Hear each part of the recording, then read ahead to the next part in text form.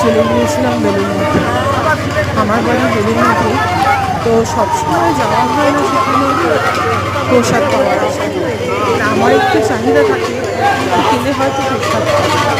তো আজ চলে গিয়েছিলাম, সবসময় না যেতে পারার এই একটা ফোন নিয়ে মায়ের দর্শন করতে, বাবার দর্শন করতে, গুরুদেবের দর্শন করতে। তো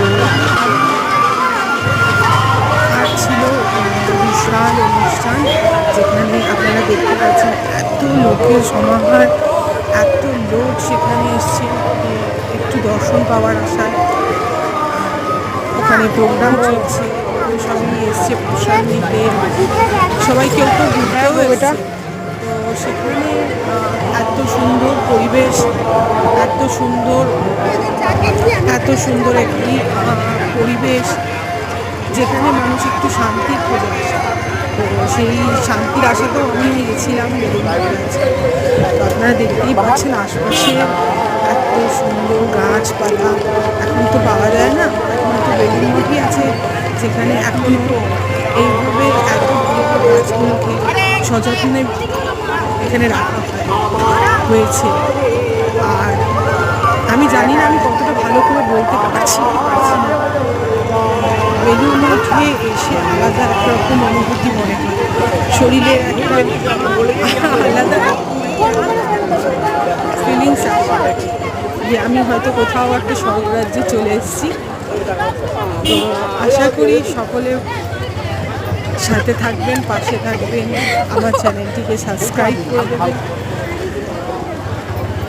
অনেক অনেক ধন্যবাদ সকলকে।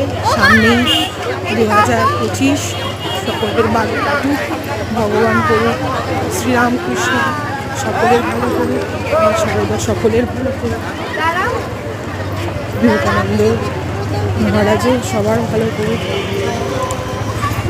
দেখতেই পাচ্ছেন এত সুন্দর ফুলের বাগান, সবাই সেলফি নিচ্ছে। আর আমি তো ভিডিও করতে পারছি, একটা ট্রেন্ড চলে এসেছে, সবাই গিয়ে আগে একটা সেলফি দেবে। এই ভিডিওটা ক্যাচ করে আল্লাহকে বলো, এত সুন্দর মানুষের ভিড়, এত সুন্দর মানুষের ঢাল, যেখানে বাউল গান চলছে, পাশেই মন্দিরে, বড় মন্দিরের পাশেই প্যান্ডেল করা হচ্ছে, ওখানে বাউল গান চলছে।